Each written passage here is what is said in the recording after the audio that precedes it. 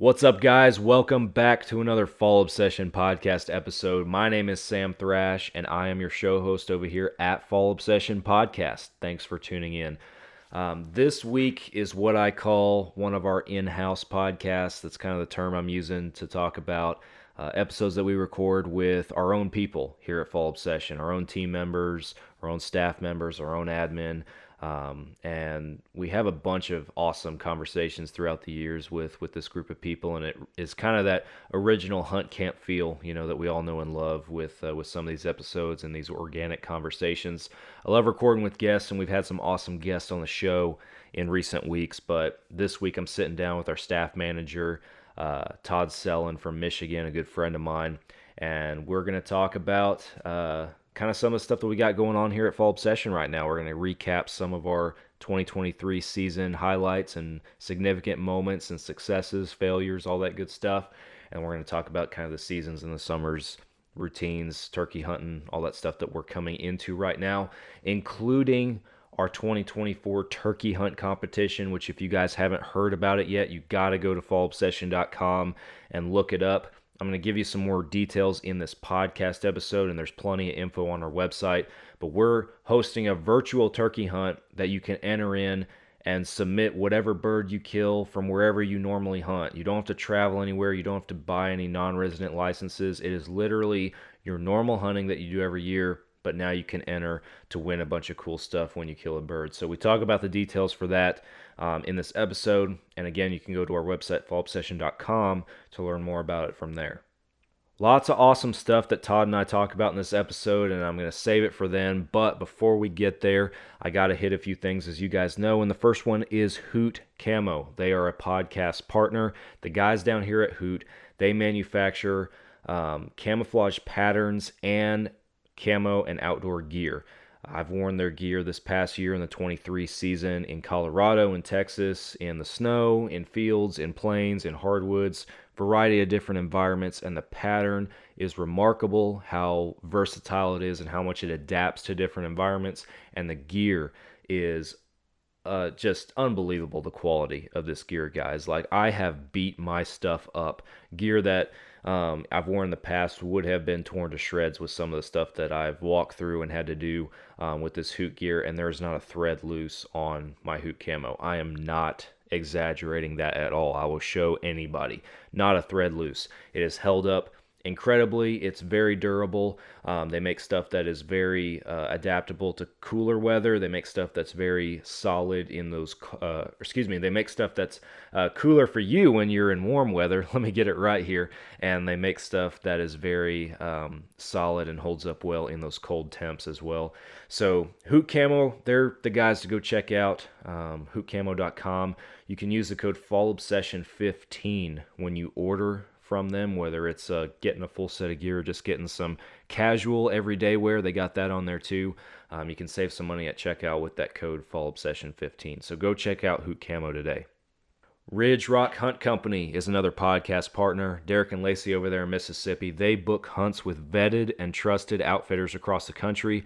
Derek has a very large network of outfitters that he works with on a regular basis, and they wouldn't be a part of his organization if he wasn't willing to hunt with them himself. So if you're looking to book that next hunt, if you've been saving up for a once-in-a-lifetime adventure or just something different that you want to do, something you've had your eye on, give Derek a call. He'll work with you on timeline, licensing, location, every detail you can think of, and he will find something that is right for you.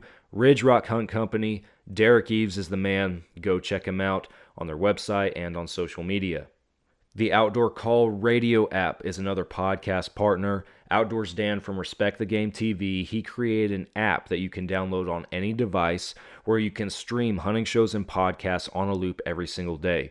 You will catch Fall Obsession podcasts playing on that loop on Mondays, the same day as our new publications, as well as tons of other hunting shows and podcasts that we all know and love. So go download the Outdoor Call radio app today. It is free. You can start streaming immediately. And go follow Outdoors Dan on social media. He does a couple of different live broadcasts at local Midwest radio stations every week. And even if you're not local to those stations, you can catch those live broadcasts on his Facebook. He shares them on his Facebook Live. So go download the Outdoor Call radio app today. and go follow Outdoors Dan on social media. Last but not least, I always appreciate you guys tuning in to another Fall Obsession podcast and showing your support for all of us over here at Fall Obsession. We are a hunting and outdoor media production company. We do a lot of different things, and you can find all those things and everything that we're involved in at our website, fallobsession.com. From there, you can find our hunting shows, our podcast, our educational content. You can access all of our social media pages. Please go follow us on social media. We also have multiple different shows streaming on Carbon TV. That includes this podcast, our show Texas Dirt, TV show Midwest Mindset, our staff-inspired podcast Couch Chats. All that is on Carbon TV as well. So wherever you guys are tuning in or you normally catch your hunting and outdoor content, be sure that you are following Fall Obsession on that platform as well. We always appreciate it. And if you represent your own hunting or outdoor brand or organization in the industry, and you guys think you might be interested in partnering with Fall Obsession, becoming a part of our podcast family, and advertising your brand in this segment, you can reach me at fallobsession.com/podcast. There's a form on there that you can fill out, and we can talk details after that. That's all I got. We're going over to the episode and our conversation with Todd right now. You guys are listening to another Fall Obsession podcast. Oh, you got her, dude. She's down. Let's go. Dude, I just shot a deer of a lifetime. Freaking smoked him. One with nature, and if you're a believer, one with God. Definitely gets your heart pumping. Boy, you are in trouble. Fall Obsession Podcast. What's up, guys? Welcome back. Another Fall Obsession podcast episode. My name is Sam, and I am hosting you guys once again. Thanks for tuning in. I'm on here with our Fall Obsession staff manager from Michigan, Todd Sellen. Welcome back to the show, Todd. Hey, Sam. What's up? How are you? I'm good, man. Good to be podcasting with you a little. Yeah, I was gonna say it's good to be podcasting with you a little bit. I enjoy our. I call them personally our in-house podcast. We're podcasting with our own people from our staff and everything. I love podcasting with guests from other places, but there's always that just at home feel you get podcasting with people that and spend time with. So Exactly. Yeah, it's always fun just to get together with staffers and just hang out and talk and have fun. Yeah, for sure. I actually looked it up right before this episode because I was like, man, when was the last time that I recorded a show with you? And it was actually, I think we recorded it back in November. It was episode 165. It was right after you and I both lost a deer on the same day. Oh, And yeah. I guess, time flies, and we're 15 episodes past that now, but it doesn't seem like that long ago, but that was the last time we recorded an episode. And then looking back into the whole year, before that, and before last, I know we're coming up on turkey season, before last turkey season, or in between now and then, we only recorded that 165 episode and another episode about elite archery. Those are the only two podcasts we recorded since last turkey season. It doesn't seem like that. Well, I was gonna say, I think we did one when I was in Gulf Shores after hunting with Kendra, right? We did a podcast. So that was probably the last one, right? Yeah, so we did a podcast last year, 147, about that hunt with Kendra and had Kendra on the show with us. Talking about that, but since then we did the elite archery and then that one about losing deer, and those are the only two we've done since. We talk so often it doesn't seem like that, but I guess that's the last time we recorded. It's daily. multiple times a day.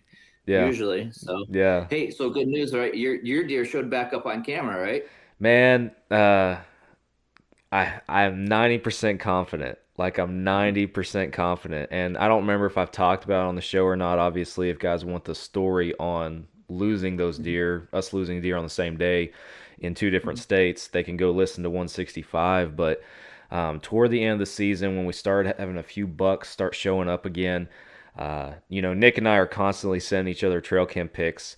And Nick's sending me pictures like, is this him? Is this him? Is this him from his cameras? And I'm like, no, that's not it. And finally, he sends me one of a buck in the background. And it's not even, is this him question. It's just, hey, there's deer at the stand. It's at the camp stand where I shot him.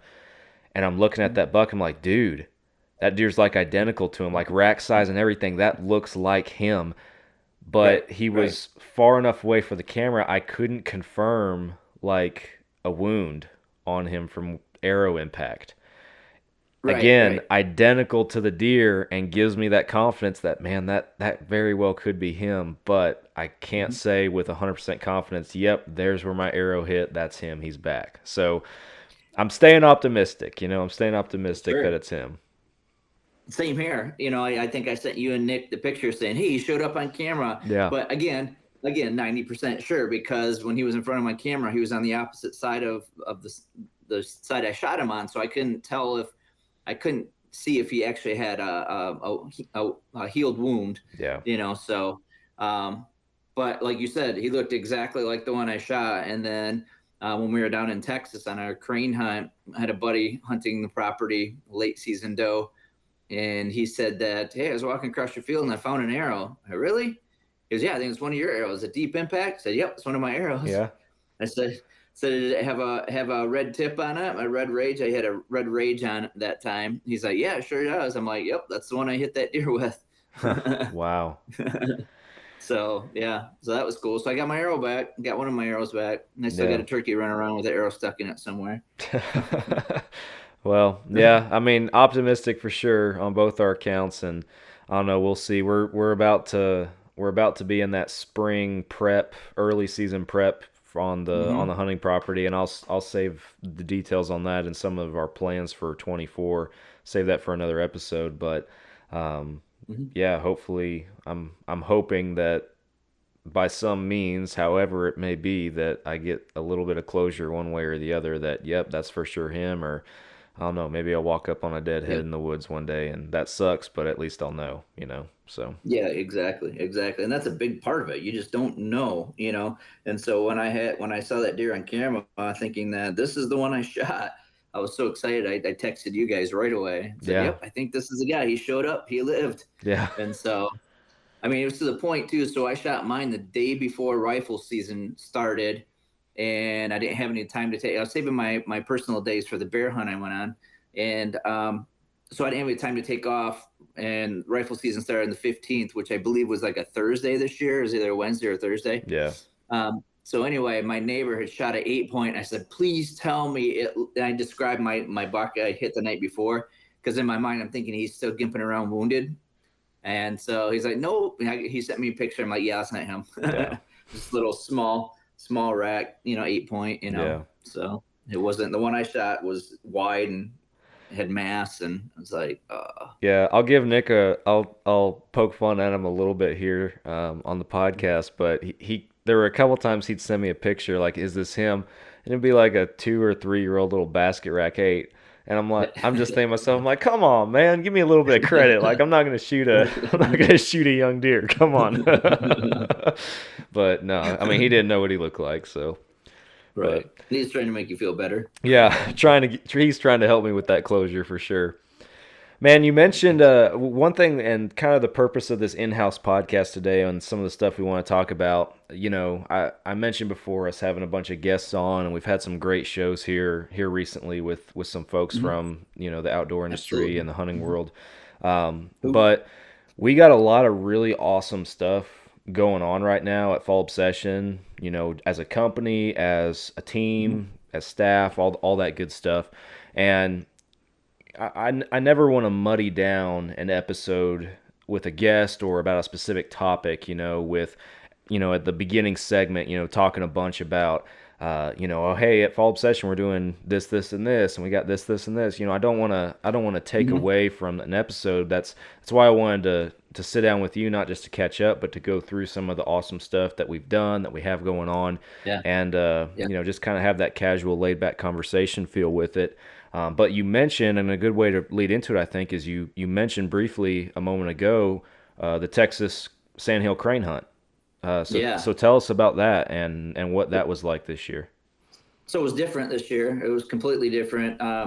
As you know, and as most of our listeners know, our weather patterns are screwed up with this El Nino that's affecting all of our weather. Like here in Michigan, for example, we just had 2 70-degree days in the month of February, and we have never had in the history of records, you know, meteorological records, never had a 70-degree day in February, and we had 2 within 2 weeks. So wow. We got green grass. I was just telling Sam before we started that in Michigan, I usually don't start mowing until about the middle of May. I could probably go out this weekend and mow. Our grass is green already. So, so with that being said, yeah, the weather patterns really messed our hunt up. We got down there a little bit later than what we did last year. It was about a week later. And the first day, you know, we sat from 7:30 until noon. And at noon, the cranes start. It's crazy. So I found this out this year. What they do is they start tornadoing up, circling up. And what they do is they go as high as they can, and then they go to sleep. They just glide. Let the wind No take them kidding. wherever. I didn't know that either.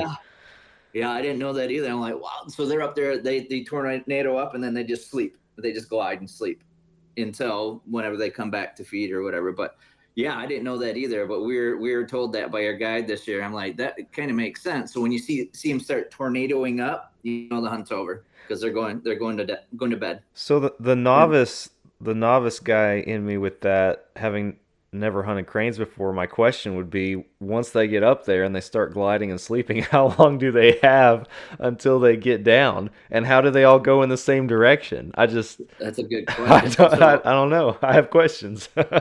So I think obviously once they get up there, the cranes that you see the next day aren't the same cranes that were in that area the night before or the day before, because I'm sure the winds just take them wherever, and then they just go, you know what I mean, wherever the wind takes them, and then they wake up, they come down to feed and you know, do their thing, and then when it's time to go to bed, they tornado back up. Wow, that's strange. Wow. So last year we didn't get to experience that because we got out there at 7 o'clock. Legal shooting light was like at 7:10, something like that, and we were done by 7:30. So we didn't get to experience that this year. I think we had 3 volleys the first day, and that was it. Which we had 3 volleys the first day in the year previously, but this year volleys were 1 bird. So we'd have 1 bird come in to decoy, and the 6-7 of us would sit up and shoot it. You know, so needless to say, I've been into a few pellets already when eating my crane. So we weren't getting the numbers in the volleys that we had previously. We had 1 volley of about 8 birds, and we had a volley of 6 birds, and we put 5 of the 6 down. Wow. And so after that, we only got 3 more birds the rest of the day, and that was early. So our biggest volley was like the first volley. And so it came in, we put 5 of the 6 birds down, and then the rest of the time, probably from about 8 o'clock to noon, so a 4-hour period, we only shot 3 birds. In fact, I think I texted you guys that well, it was shortly after the big one too. We had the 8, because I remember texting and saying, hey, we're halfway there, and it's only been an hour and a half in or something like that. Yeah. But we didn't shoot another bird after that. Wow. So we had the big volley come through at about 8 o'clock. We had another volley of a couple come through. So we shot them probably about quarter after. So it was in a small time frame that we ended up getting our 8. But after that, nothing would come in. And so what was happening was there were a ton of geese in the area, ton of geese. And the year prior to that, we saw 3 geese. We had a pack of speckle bellies come through, a pack of 3 come through, and we tried to call them, and they wouldn't respond to us the year before. This year, we were seeing more geese than we were seeing crane. And so what was happening were the geese were flying over, and the crane would come into decoy, and then they meet up with the geese, and then just go off with them. And so the geese were taking our crane. So the first day we ended up with 8 total crane out of the 16 we could have shot. And then the second day we ended up with another, I want to say 5 or 6. And then that was it. But again, we had volleys right away, and they were on top of us right away. But then we had the geese come in, and once the geese started coming in, Then they started matching up with the geese. They started actually coming in. The geese ended up coming into decoys. So our guy was like, "You guys want to turn this into a goose hunt?" I'm like, sure. So we ended up shooting, gosh, I think 12 geese on top of the 5 or 6 crane. And so we shot some speckled bellies. We shot some Canadians. So it turned into it really did turn into a goose hunt. And the big thing with that was the migration. The geese were coming down later, whereas the year before they came down, quite a bit earlier. Yeah. They came down later because it was warmer up here in the north later. Yeah. And so they didn't migrate down. So still successful. We still came home with some crane meat, which is the best bird meat. I think if you guys have watched our podcast or saw the story, watched our video on the crane hunt, it's the best bird meat we've ever eaten. It seriously tastes just like a steak, tastes like a ribeye. And, it's not just a metaphor, it's actual fact, Yeah, ribeye of the sky. Really Yeah, exactly.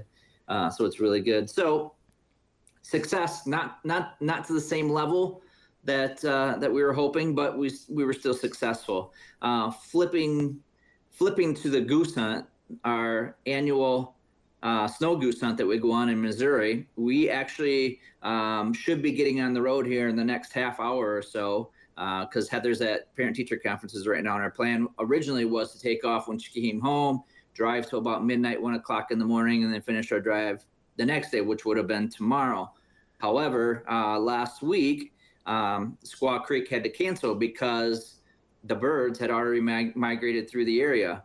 I mean, on a Friday night, it was about, it would be 2 weeks ago tomorrow. About 2 weeks ago, they said, hey, we got like an estimated 1.5 million geese in the area right now. It's like, holy cow, that's awesome. That's a huge number. Well, by Monday, he was like, dude, we're down to 500,000. So we lost 500,000 in just a couple days.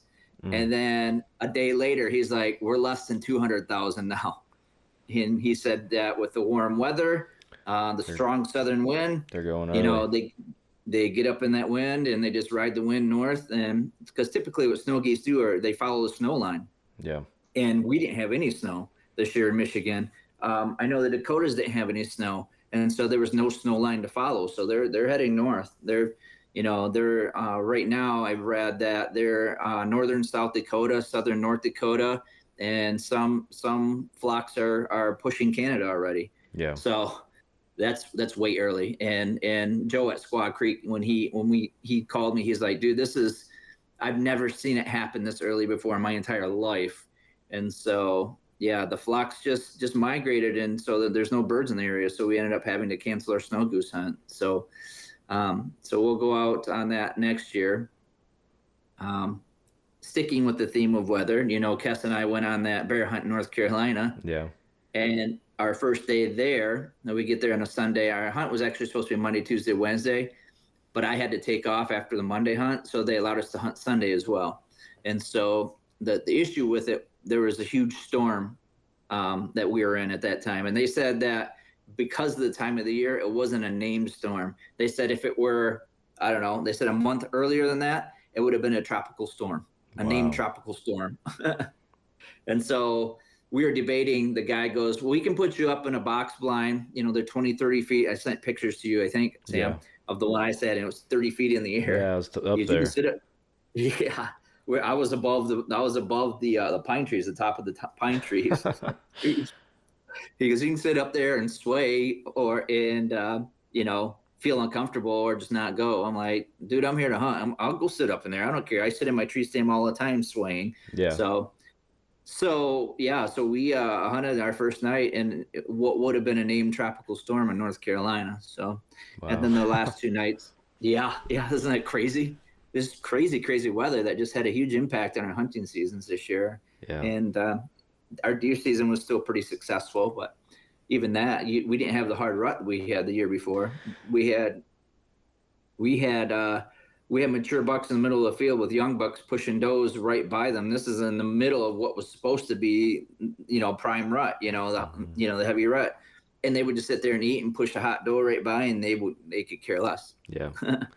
Yeah. And so I think we talked in our last podcast, or at least I think I mentioned it at some point. We were talking about losing those deer, on how that trip, that hunt where I shot that buck, was it was the last chance basically that I had to hunt any sort of rut activity, and the bucks were chasing a little bit, but it wasn't going hard. And at that Mhm. point, like that, after that day specifically, like the weather turned warm, and it was Yeah. like any rut activity that was starting to ramp up just kind of fizzled out and everything. Right. And just for time constraints, and with me going to Colorado and everything, it was like I didn't get a chance to get back out there until late season. So it yeah, it was definitely an interesting year weather-wise, and different Mhm. impacts all over the country for sure. And then yeah, it's just Yeah. crazy.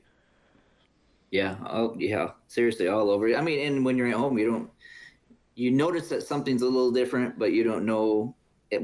But when you, like I said, going to North Carolina, going down to Texas, that Texas really made me realize the impact that weather was having, just because we weren't seeing the cranes that we saw in the mass numbers the year before, and we Yeah. weren't getting the opportunities that we had the year before. But we saw the geese. Holy smokes, we saw the geese. Yeah. The geese look like almost was comparable to Mountain City when we were down in Lubbock. Just the numbers of geese that were down there. So, and then I think I did text you. I know I'm flipping back to the cranes, but what was it last weekend? Last weekend we were up at our cabin, which is about an hour north of where we live. So there's still a little bit of snow on the ground up there, but just in piles. It's not like, you know what I mean? We saw cranes migrating through Huh. up northern Michigan, and we're like, oh, we usually don't see cranes until May. Wow, that's And crazy. yeah, and it was February, last week or beginning of March. So that was just really crazy, like already. Well, I'll So definitely, as far as like deer hunting and everything, I'll definitely be interested to see how or if there's any sort of impacts leading into the summer. And I know for us down here in Texas, the question is always, well, are we gonna have a year where we have some decent rain coming in periodically, or are we gonna have another mhm, dry year, another drought? And that obviously plays a role, at least for me personally and Nick, on what we're capable of doing, with food plots and other stuff like that. right, So right. I need to, yeah, it'll be interesting to see how it all plays out this year, because the last 2 years have been very dry. I'm hoping that's not the case, but Sure. I don't know. The crazier So things have so is happened. that right, right? So is that your plan to put food plots? I know you guys are running the feeders last couple years, right? Are you Yes, planning on putting food plots on Texas dirt? yeah. I mean, since we're talking about it real briefly here, the big changes are one this year. We're keeping feeders going, because I mean that's just Texas. That's just Yeah, that's how we yeah, hunt down here. You can judge me for baiting, or whatever you want to think of me, but it's how right. we hunt down here. But we're Mhm. switching stuff over this year to gravity systems. I'm actually building our own, and we're going to retrofit all of our existing feeders into Oh, okay. gravity fed feeders. We're going to go through more feed, but the biggest problems we had this year were with um, we either had jams in our feeders. It was like every Oh, single time that my dad or myself would go out there, some of our feeders or one of our feeders, multiple feeders were jammed, like the actual spinning yeah, mechanism for the spinner. dispensing. Yeah. Mhm. Or we had a motor go out one time, we had bad batteries, we had solar panels go out, which led to dead batteries, and I think we only had one feeder get knocked over this year, which was great. I count that as a win. And then we had fences get busted a couple of times. Fences, feeder get knocked over. That's just part of it. But I got tired of every single time me or dad would go out there. It's, oh, this stand hadn't been throwing. This stand hadn't Yeah. been throwing. This feeder's broken. This solar panel's not charging. So we're trying to eliminate all of those issues, and our solution is gravity. Just a gravity fed Gotcha. feeder. So no batteries, no Mhm. dispensers, no motors. Again, we'll go through more feed, but that's the price that we're going to pay this year, at least, to try and have it a little bit easier on us and keep the consistency, going. You asked Sure. about food plots in that regard, and for us with our food plots, it's more going to be, there's a couple different areas that we kind of already have eyeballed, that if we Mhm. can, we'll put just a small fence around them. Just take a little harrow or something behind a four-wheeler and try to plant it with some weather to throw some seed out there. And I talked to, in a recent podcast, I talked to Mike Teepee about it, or I can't remember if we talked about it while we were recording or if it was after, but we talked about, just me being able to bring water out there in the event that there's a drought, and some ideas for how we can try to make that work. So those are all things that we're considering and thinking about. We're going to throw some seed out there, if nothing else, just to see what happens, basically. But we're doing that. We're going to put some mock scrapes pretty much on most of my stands. I'm going to, you've been down there, Todd. You see how it's not just, one little lane that you're in. There's a wider area that you have a visual on. So while our feeder or food plot may be over here, we're also going to try to, somewhere in the works of the area, incorporate in a mock scrape and, stuff like that, to try and, give us another reason to hunt there, and the bucks another reason to frequent that area, opposed to just being food driven, So Yeah, exactly. so Exactly. all things that we're considering, and again, just trying to make it better. I've talked before about the anticipation we had going into the 23 season and the quality of bucks we were seeing, and how it was just kind of underwhelming when it was all said and done. So we're hoping that we can get some good momentum going through the summer into next fall with 24, and keep it going. That's the goal. So So my year was, I didn't see the bucks that I saw the year before. It seemed like I had, several shooter bucks around my property the year before. This year I had that nice 8-point. The one I shot was kind of a neat little, probably, I don't know, 3-year-old that was palmated on one side. So that's why I ended up shooting it and just not letting it, you know what I mean? Yeah. I actually did let it walk a couple times before. Then I was playing it over in my mind. I'm like, that's right around the age range that I like to shoot. And it's got a cool little palmation on the one side. So I ended up shooting him. He gave me a shot. So I think, no, that was the second year. I shot a doe first. But what I did realize was that we had some younger bucks, and we still had some bucks. My batteries went out on my camera, so I had to get out back and change them. But I still had some bucks on camera prior to my batteries going out there. They still hadn't shed their horns yet, and just small bucks. The big thing I noticed, though, was the doe population. The doe population was ridiculous. I would go out there and see like 50 deer across the field with maybe 3 bucks. The rest were all does. And so that's really what our hunting season turned into, doe patrol. Yeah. I shot that palmated one, and then I had the crack at that 8-point. But other than that, I ended up shooting, I think, 4 does, and Heather shot 2 does.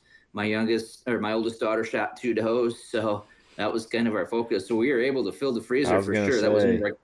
That was one of our goals that we had talked about going into the season, was just being able to fill the freezer, which we obviously did. I mean, and we were able to even donate a few of our deer, Michigan Hunters for Hunger, or Against Hunger.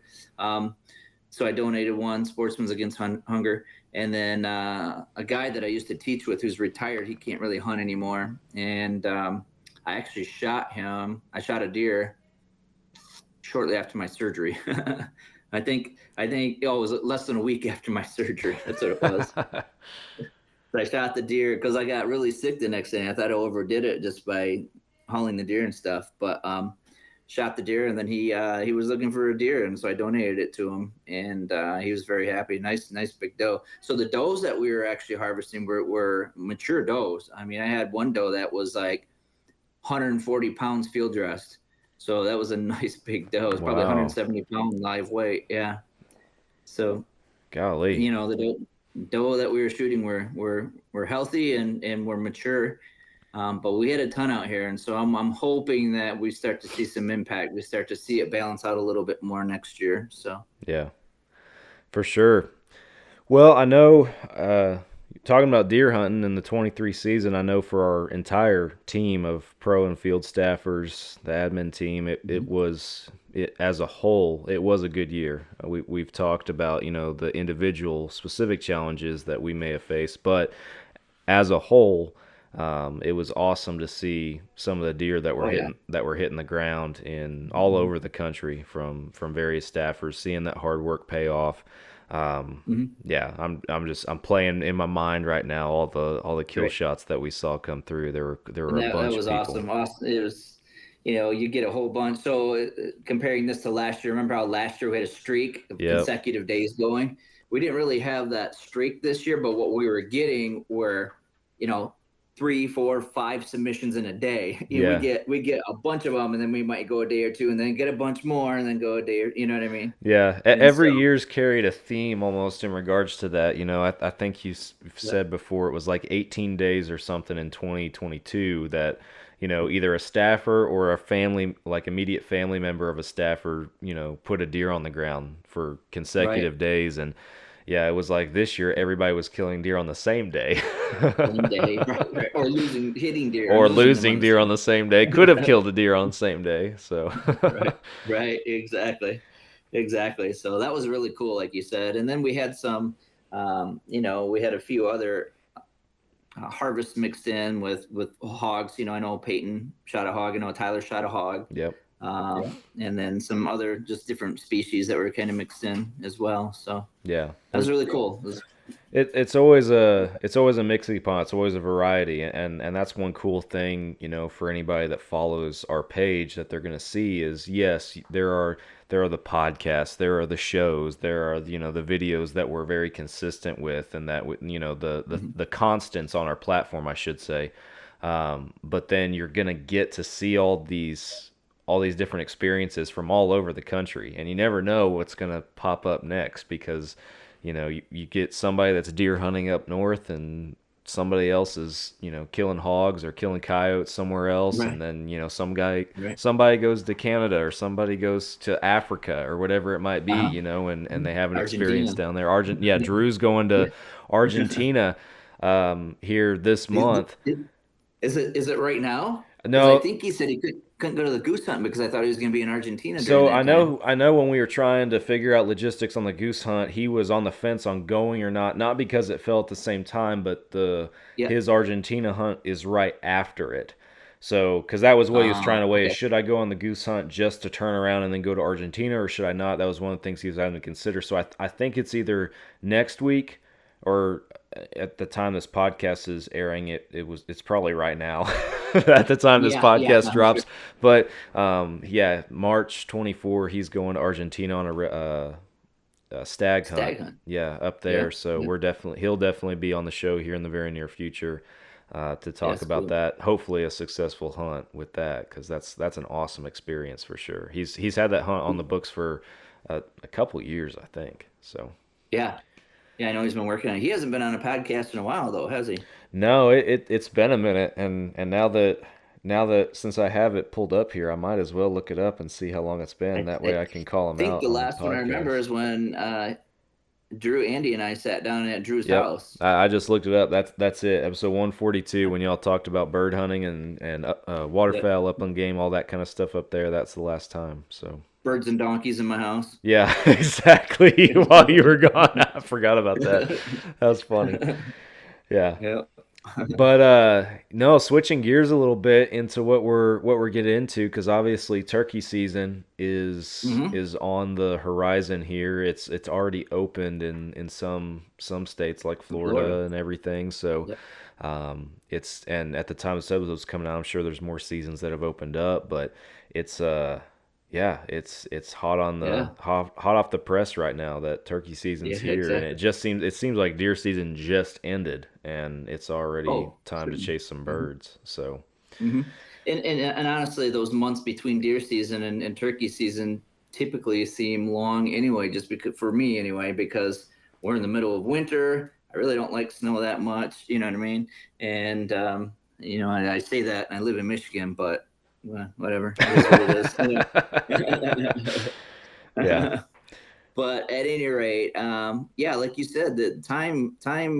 All of a sudden, we're looking at turkey season coming up. We're looking at spring break coming up, and usually, from a teaching standpoint, once you hit spring break, you blink and the year's over with. Yeah. So we started our last quarter. So tomorrow's the last day of the third quarter. We start our last quarter on Monday, and so it's just flying by. Yeah, Audrey got us on the board the other day. She Yeah. shot a nice time, really nice time. Looked like about 11.5-inch beard. 11.5-inch beard was the official tally. I think the Spurs measured, according to their sheet, it was 1 3/4 and 1 1/4 was the other one. Oh, So okay. they were. I Gotcha. mean, it was a mature bird. It was a good tom for sure. No doubts about Yeah. that. For sure, yeah. That's geez, I think that's Pope and Young, actually. It might be. I don't I know. think because I think for Pope and Young, the measurement of the beard and the spurs have to equal 12. 12 or more. I think that's a minimum standard. So yeah, she should check that out. Might have to, yeah. On the note of scoring though, with that and that kind of her kill is kind of my segue also into one awesome thing that we got going on here at Fall Obsession this Right. year. We did it last year. I think we skipped 22, but we did it in 21. This is the third time we've done this, and that is our turkey hunt competition here at Fall Obsession. So Yeah. but it's online as far as how you register and how you become a part of it. You don't have to physically travel somewhere or pay for a non-resident license or go jump through any hoops like that. You can hunt on, and I know you know this, Todd. I'm saying this for our listeners. This is my plug for the show, but you can hunt on your own hunting land or your own ground, wherever it is that you hunt. Hunt birds. The only thing you have to do is you have to register before you kill your bird. That's the only caveat to that. But once you register, go hunt wherever you hunt, and if you kill a bird, you submit it in the turkey hunt competition. And we have an online way that you can submit that and send us photo proofs of all your measurements and weights and all that kind of stuff. And then we take those measurements, those weights, spurs, beard. There's opportunities for bonus points and stuff, and we assign your bird basically on all the data a point value. And then that goes toward our leaderboard, and simple as that. Person with the most points. I think the cutoff is May 18th is when we're drawing the line in the sand for the season to end. We'll pick a winner at that point, and we got some awesome prizes for our winners. So every time that you register, you're helping out the cash pots. We have cash prizes for first, second, and third place, and the amount that we pay out is based on the number of hunters that register. So for every hunter that registers, those cash pots just keep getting bigger and bigger and bigger. You can register at any time. Like I said, as long as you just register before you kill your bird. If your hunting season has already started and you're just now hearing about this and you're like, I want to do that, go register. fallobsession.com. It's all over the website. You can go to the page, and it explains all the details, all the contest rules and stuff like that. So cash pots, and then we got some event partners as well. Hoot Camo is throwing in a $200 gift card. Yep, Todd's rocking some Hoot Camo in this podcast video, but Hoot Camo is throwing in a $200 gift card for the winner, and a $100 gift card for second place and third place, and an organization called Turkeys for Tomorrow, a conservation organization, is giving all three winners, first, second, and third place, free memberships to their organization to be a part of helping make sure that there's turkeys for tomorrow, that there's turkeys for seasons to come, and not to get on a rabbit trail, but I know there's been a general decline in turkey populations across North America, in recent years. So organizations like this are very important to ensure that we still have these species for generations to come. So Exactly. some awesome prizes in that sense. We're also doing a raffle on the side. So when you go register, you can purchase raffle tickets, or you can get one ticket, you can get 10 tickets, however many tickets you want to get when you register. Or if you registered and you didn't get raffle tickets and you change your mind, like, man, I want to go back and get a raffle ticket, we do have that option. You can do that. But we're raffling off a Texas hog hunt down here. And Hang on, you and Nick, or just you, or yeah, me and Nick, come on, we'll put you on a board this summer. that's worth its weight in gold right there. Yeah, exactly. So if you got an itch to hunt when there's no other species in season where you're at, potentially come down to Texas and hunt hogs with us. You can win that raffle, and then we'll have two raffle winners basically from the same pool of raffle tickets. One for the hog hunt. And then Rocky Boots donate a pair of boots as well that we're going to raffle off to one winner. So plenty of awesome opportunities to win some different stuff this year with this contest. Audrey's the segue into that because she and her husband Tyler, they both entered in the contest. They're both registered, and Audrey is the very first registered hunter in our contest to kill a bird this year. So she's already on she's the in the board. lead. She's the one and only in the league because at the time we're recording this episode, she's the only one so far that's killed a bird. Which Florida, having that super early season, they're quick on the board. So some seasons might not open till next month, and so ours doesn't. Yeah. So don't look at the leaderboard and be intimidated. Like, how are these people already killing birds? There's still a lot of season left to be had and a lot of opportunities for you to get on there. And like I said, there's plenty of bonus points opportunities too. We give bonus points out for, double beards, multiple spurs on the same leg. If it's your first turkey, if you film your hunt, we give bonus points for that. So lots of different opportunities to catch somebody in the lead, even if you kill a bird that is maybe just a smidge below them. We try to make it as competitive as we can and give everybody equal opportunity. So yeah, that's the turkey hunt contest in a nutshell. And you guys can go to fallobsession.com/hunt competition to learn more about it. Or if you forget that part, at least go to fallobsession.com or our social media. It is plastered everywhere. You can't miss it. It's all over the place. Yeah, you can't miss it. So. No jakes, though. We'll save those for Andy. Andy likes to shoot the jakes. We posted the initial promo like, hey, announcing our turkey hunt competition, and I don't even remember who it was, but somebody got on there and was like, is Andy allowed to participate? I don't know who this person was, but Andy's obviously left a lasting impression in his local area in the turkey hunting world. Now we have a video on our YouTube channel. You guys should go check out from years back. Andy, I think it was the first turkey he killed with a bow, at least. I don't know if it's his first ever, but it was first with a bow for sure. And he shot it with the decap from Solid Broadheads, I think, and just complete decap that turkey at 5 yards. The video is priceless because he's just screaming his head off. He's so excited. I got a huge kick out of that. Andy's a good dude.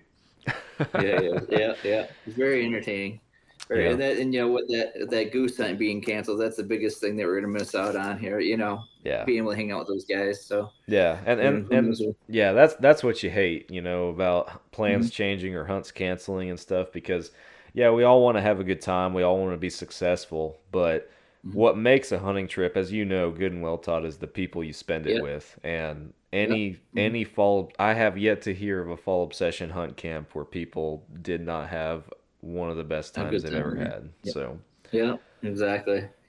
So the next thing we got coming up, Kendra's putting together a turkey hunt again, end of March. So March 30th is when their season opens. Same here. Private land only, and she's got several parcels of private land that she can spread staffers out. So, we have a group of staffers right now that are looking into that, and that'd be fun to get another hunt going in Georgia. So, and I tell people all the time that Kendra and Ethan are like world-class turkey callers. And man, they are. This is like this is their specialty. Like, they're great hunters in general, but at least my impression, from what I know of them and getting to know them and from the virtual, hunting world here. Turkey hunting is like what they specialize in. What they do. Yeah, exactly. They're so knowledgeable of turkeys and their habits and stuff like that. And so I learned so much just spending that one day with them. It actually wasn't even a full day because I ended up shooting my bird right around noon. So but in that time, I learned so much from them. So that was we talked about at the beginning. That was that last year's podcast that we recorded. Was that hunt that you got to go down there? Kind of the same hunt, I guess, that she's trying to put on again was what you took advantage of last year and got to go down there and kill a bird and everything. And it was a super, super awesome experience for you for sure. I was going to ask you if, I don't know if you're planning on going on that specifically, but if you were going to do any turkey hunting this year at all, what your plans were. So yeah, I'm meeting up with Kendra on the 30th, and so right now I'm going. Tyler and Audrey said that they were coming up from Florida, and then we have a few others that are considering how they're interested. Kimmy, for example, she's not very far from there, so Yeah. she's thinking about coming over. So that would be really cool. Anthony, I talked to Anthony about it. He said he's never shot a turkey before, but Oh, really? Wow. and so he's interested. So it's really cool because we would get some new staffers that we've never shared camp with in camp. So that would be really nice. Said to Heather, you know how cool that'd be to get a couch chat with those guys going, because they've never, and I don't even remember the last time. I think Kimmy has been on a podcast, but I don't know about the others, and so. I know Kim has, Kendra has, but yeah, and obviously you and Heather, but I don't think anybody else in that group you mentioned has been on a podcast before. And when you were listing off the names, I was like, man, those are all, majority of those folks are from like the Southeast. I know Anthony's Northeast, but Northeast, yeah. our Midwest group of staffers is an awesome group of people, and they're kind of, I don't know, that it's just the way that the cards fell as Fall Obsession has grown. It's just been that there's been a core group of people in the Midwest that have kind of blossomed and grown together. And so you're listing off these names. I'm like, man, that's a bunch of Southeastern staff members. Right. I would love to be able to see the same thing happen down there in that region. That's going to be that would awesome be if so y'all awesome. can get that together. So. Yeah, that'd be incredible, because like you said, we have such a great time when we get together, and just being able to, you see people all the time in our meetings virtually, right? Right. But it's a little different when you meet them in person. There's nothing like meeting somebody and just meeting them face to face, and it's always like you've known them. So Cass and I, when we went on the bear hunt in North Carolina, we met up with Kimmy in Virginia the night before and had dinner with her and stuff. And again, it was just awesome. It was like we've known each other forever, you know? Well, and that's how I know, not this last year, but the year before, like when y'all were leaving the crane camp, I met you guys in Wichita Falls, and we stopped and got a burger and everything. And that was my first time to meet, Tyler and Delaney and, some of this crew, Kess, in person and everything. And, same deal. You felt like everybody. You felt like you knew everybody. I remember Delaney said to me, first thing she says, "Oh, you're taller than I thought you were." But because you're always sitting down when I see you. Yeah, exactly. But and then this last year, me getting to go to Colorado with Tim and Mike Teepee. I've met Tim before in person. He came down to Texas, on our staff hunt in 2019, the very first one. Yep. And I've never met Mike in person. And it's just. It's like when that person walks through the door and you actually lay eyes on him, it's just like, oh, that's him. Like he's actually like this dude that lives in Michigan that I've talked to for years is standing here now. This is awesome. Exactly. It's really cool. And you hit off, and I know Mike and we for sure hit it off, found a lot more in common than we thought that we had with each other for sure. And he called me this morning even.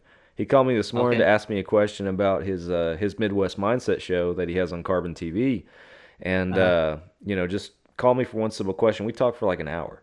We talked about everything. That's the way it seems it always works, right? So I'm texting people all the time, and like I said, usually you send a text out, and there are times where I'm on my phone for a good portion of the day, just texting back and forth with people. You know what I mean? Yeah. And so. And like you said, when you get on the phone and actually talk to somebody, it's even when you're trying to have those hard conversations, you know what I mean? It's like you get on there and it's not really a hard conversation, you know what I mean? Yeah. Because we still, in the end, we're still a business, and we still have some responsibilities that we have to follow through, from as a staffer standpoint. And so sometimes you do have to, kind of like your own kids, right?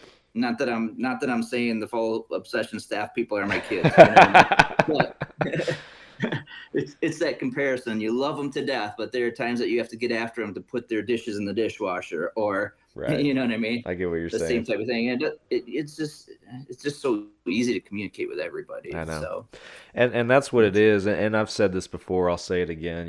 It's our staff program.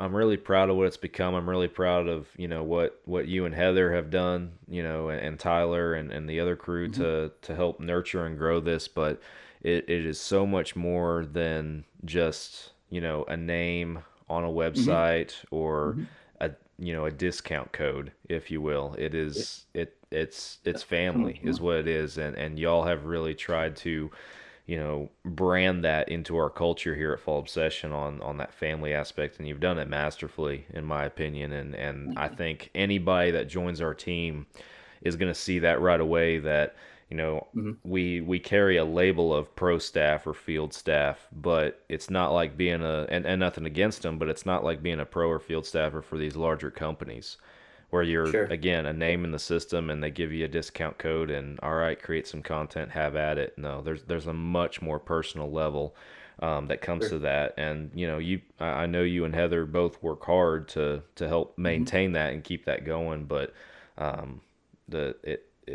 it shows for sure the difference in what this team has. It's a lot different. We appreciate it. We appreciate the all the work that you guys do as well. You guys give us the resources to be able to do what we're able to do, and the knowledge and that sort of thing. So, but I think I mentioned to you back in my interview in 2018, you said, why do you want to come on as a field staffer for Fall Obsession? I said, because I want to meet people. Yeah. I got buddies around here I can hunt with anytime I want, but I want to meet people out in Colorado. I want to meet people down in Texas. I want to meet people in Florida and Nova Scotia. Yeah. I want to meet people and be able to share the same passion I have for the outdoors with them. And not only that, but also have the opportunity to go hog hunting in Texas, for example, or turkey hunting in Georgia, or bear hunting. I wouldn't have those opportunities if it were just me and some buddies around here. I was gonna say, a lot of my most memorable hunting experiences I would not have gotten to experience without a Fall Obsession family.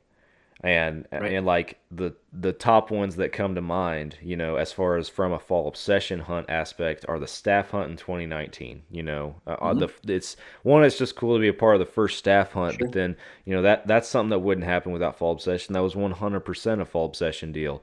Getting to go hunt with Drew up in Montana, I wouldn't have known Drew if it weren't for Fall Obsession. I wouldn't have been able to go up there and hunt pronghorn or kill a pronghorn up there. I wouldn't have been able to go to Colorado. I wouldn't have known Tim.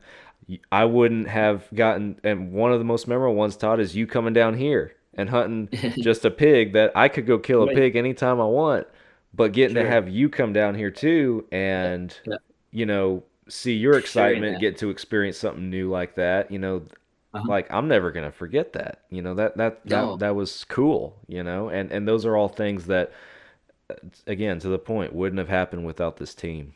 So without Fall Obsession, right? And that's and so I know a lot of our staffers feel the same way. So it's just that common passion that we have, and it's turned into a family. It's turned into a brother and sisterhood. It's really, really cool. It goes to show too, just the common brother and sisterhood that is formed under hunting in the outdoors. Just the umbrella of hunting in the outdoors, because you look across our team, you look at the 30 some odd people that we have on roster, and then even just the family and friends we have beyond that in the industry, and so many people that all have different occupations, they all have different backgrounds, they all have different life experiences, but we're all celebrating the one thing that we have in common, and that's what's bringing all of us together, and that's what's awesome.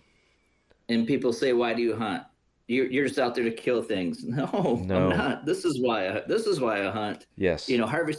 Harvesting animals is just a small part of it. It honestly is, because if you think about it, you do all this work to build up, and then when you get that opportunity and you harvest an animal, it's just a tiny fraction of a period of time, But what are those lasting memories? What's the in between? The in between is getting to know people and hanging out with people, and that's what hunting is about. It's coming up with a game plan and creating your food plots and designing your food plot to make sure that you do get that small opportunity. You know what I mean? I was gonna say, it's just there's people who say that, people who just say you're just out there to kill stuff or whatever. I always try to very tactfully use that as an educational opportunity because obviously as hunters we have to represent hunting well, but not just in the instances you mentioned with family and the hard work and the reward from that hard work that goes into it and everything, but then also the conservation side, and we won't get into that in this podcast, but how important that is, and all of that wildlife conservation that is so driven by hunters and people who do hunt. Like they care about the future of what they're hunting, and they're investing in it through conservation as well. And I got some podcasts in the works coming up in the next few episodes that are going to hit that hard. But that's just as important as well. So. Because think about it, how many arrows do you shoot into a bag or a target? Countless. Throughout the year. Countless. Yeah, countless. And then during deer season, how many arrows do you actually shoot at animals? Maybe 3, right? Maybe 3 if you're having a good year. Yep. And so again, that fraction of time, the fun part is the shooting part, right? And so I have more joy just going out and getting my bow out and just shooting into a target, as opposed to, not that I don't feel the adrenaline when you have the opportunity to, like you said, reap the benefits of your hard work, right? With the harvest, but everything else that goes into it, it's the stereotypical you're just out there to kill animals. No, I'm not. I'm out there to relax. I'm out there to decompress from a stressful day. I'm out there to just enjoy being out in the outdoors. I'm out there to play that chess game with Mother Nature, because trying to build up to that one chance you get a shot. I mean, I've sit on stands. I usually sit on stand countless hours, and only to get that one quick 10 to 15 second window, right? I listened to a podcast today. It was on Cameron Haynes' Keep Hammering podcast show, and he had NFL quarterback Aaron Rodgers on his show. And a very rich and in-depth podcast, very intriguing to me. I encourage many people to go check it out. It was inspiring to me. But they were talking about discipline. They were talking about becoming a master at something and all the work that goes in. Talking about, and they brought up bow hunting. Rodgers is obviously from a football background, but they brought up bow hunting, and they were talking about how many shots go into a bag, how much practice goes into one moment, one split second where you are doing everything in your power to be able to execute the perfect shot. Yeah, it's insane.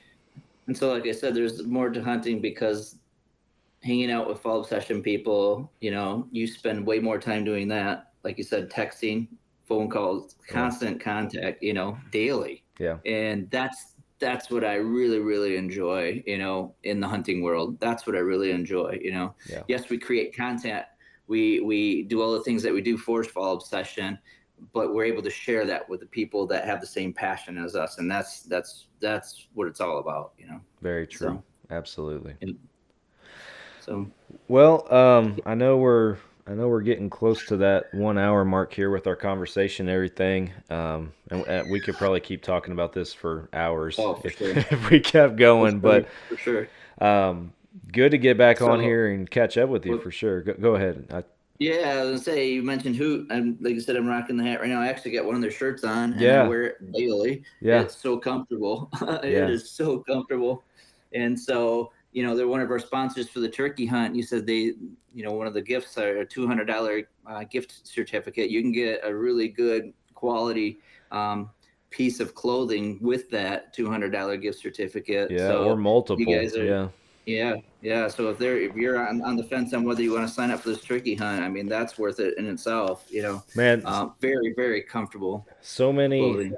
So to give people an idea, like registration, if all you did was register, $30 to register. And again, that's going towards us being able to operate this contest, and then the winner's pots. That's what you're paying for. So hopefully, if you win, you get definitely more than that in your money back, as well as these other prizes that we mentioned and stuff. Raffle tickets are $10 each, and I think we drop, if you buy 10, which would normally be $100. I think we give it to you for 80. We knock $20 off the price if you buy 10. So, but $10 each for if you just want to snag a raffle ticket too. So, fallobsession.com/hunt-competition is where you go for that. Or, like I said, just go to fallobsession.com if you're in doubt, and you'll find it. It's all over the place. I was also, real quick, Todd, too, I was going to mention, ask you, I guess I should say, for our listeners' sake, what, if folks are hearing us talk about Fall Obsession and our family and our staff, they want to join the team, they want to learn more about it, what's the process for that? Well, all you got to do is there's an interest form on the website. All you got to do is type in, you'll go to the staffer section on the website, and there's a form that you fill out. And then I get notification right away when somebody shows interest. I think you do too, right, Sam? I get notified when you notify me. So Gotcha. when you became staff manager and we switched all that over and stuff, you get the initial notification that somebody's expressed interest in joining the team. So gotcha. So yeah, I'm pretty punctual. That's just kind of my personality. I like to get things done quickly. And so when I get that notification, I send out applications, and then all you gotta do is fill the application out, send it back, and then as admin, we look at it, we do our research on it, and if we feel you're a good fit, then we move you on to the next stage, which is usually sending in some pieces of content, some original content that you would create, that you would submit to Fall Obsession, and then we review that as well. And if we think that you're somebody that we would like to talk to, then that's when we move on to the final stage of setting up an interview. So we usually get new applicants every week, and we're getting a ton. And it, obviously it fluctuates with different seasons, but like just before hunting season, we were getting, I would say 10 a week, you know? Yeah. So, but yeah, it's a really easy process. Like I said, just go to the website, fallobsession.com, go to the staffer, and it says to become a staffer. And then that's the interest form that you fill out. And then I get notification, and then we just kind of go from there. And so really easy. And like you said, all you got to do is just, one big thing though, that we look for is to make sure that you have social media pages, because we are a social media, production company. So if you don't have a social media page and you want to become a staffer, maybe you should start a social media page and then, become more active in that realm. Yeah. And then, just like I said, once you get that social media page up, and then also, just be willing to have fun and be flexible. And that's what our emphasis, and sorry, I just had another thought too. No, we're talking about staffers and stuff. We have that new, it's not really, I don't know if it's a series, Hot Seat. Yeah. So it's basically, and you guys kind of came up with it, but we're doing just a little, it's like a social media series, a reel series, if you will, just going through and, interviewing each individual staffer, and you learn more about them and kind of sharing their story, because we have a lot of staff members, a lot of content creators on our team.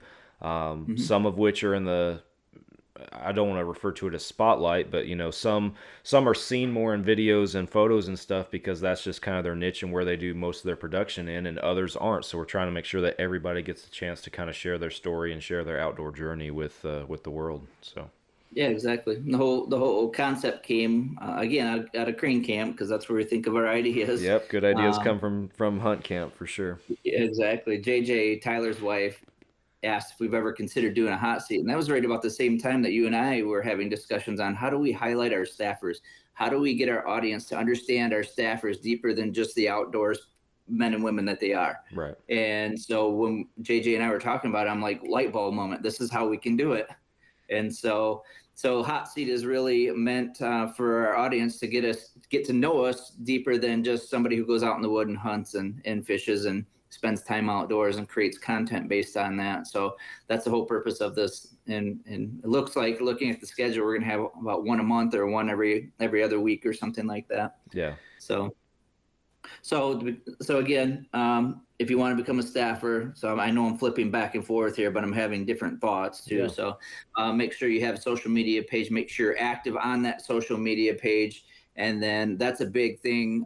That's a big thing that we look at when considering whether we should move somebody forward as well. So Yeah. So don't hesitate. If you're interested, come join us. Come Absolutely. fill it out. Yeah, we talk a lot about the family aspect and you know the benefits and what you can get out of being a staff member, a team member.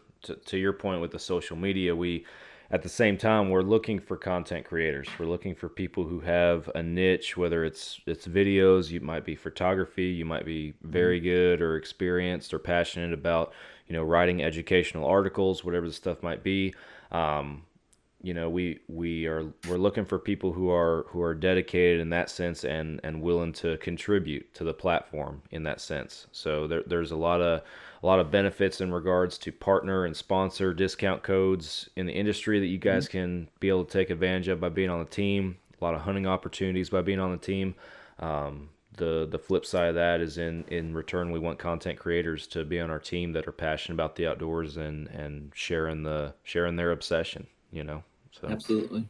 But And speaking of that, man, we have of course every region represented, but we would love to get more staffers out west. We would absolutely love that. Right now we got 2, I think. We got Tony absolutely. and Tim. Yeah, so we definitely have plenty of people that hunt out west that'll travel out there. The Midwest, the Southeast, I think are our beefiest regions. We got a lot of good people that are in there, and then the South and the Northeast are growing. But out there in the western region, the western side of the United States, if you are from there, hunt out there, love it out there, create content out there, come on. We It's an open invitation to apply and let's talk. So Yep. And we're not mean. It's pretty painless when you have to deal with us for the most part. So. Yeah, we try to make it as painless as we can for sure. Well, Todd, it was good to catch up with you on here and knock out another podcast with you. We won't let it be so long this next time, but thanks for coming on and catching us up and talking just a little, I don't know, a little shop talk about Fall Obsession. It was a good time. Yeah, lots of. It's always a good time talking with you. And like I said, I mean, I'm sure we'll probably text in the next day or two, or even talk on the phone if we have, you know. Yeah, we'll probably talk more after we stop hitting record on this podcast. So exactly. Exactly. It's always good catching up with you guys. So absolutely. I keep telling Heather we got to get down there and meet the whole Texas group. You know what I mean? I haven't even met Nick when I came down with you. Nick was supposed to join us, but he was deployed. So yeah. He did get on a wildland deployment like the day before you were flying down, or it was right before. So it was kind of sudden. So he's always got stuff going on for sure. He's a busy guy. They're trying to sell their house right now and get moved. So yeah, they're busy seasons of life for everybody for sure. So. Oh yeah, absolutely. Well, Todd, thank you again, man. Appreciate it. It was good to catch up with you. Yeah, always. And stay obsessed. Stay obsessed. For our Fall Obsession listeners, thank you all for tuning in. Whatever platform you're listening on, if you haven't already, be sure that you will have liked, followed, subscribed, notifications turned on. Hit all the buttons, whatever the options are on whatever platform. Be sure you guys get notified every time we drop a new episode on Monday mornings. Follow us on social media. Hit up the website, fallobsession.com. Go register for the turkey hunt competition. Go sign up to be on the staff team. Pick you up a hat, a shirt, a sticker, something like that. We got a bunch of cool stuff for you guys to do on fallobsession.com. Watch our shows on Carbon TV. We got so much stuff going on. Lots for you guys to check out. But thank you guys for tuning in to another podcast. And I'll be back again next Monday with y'all. We'll catch you then.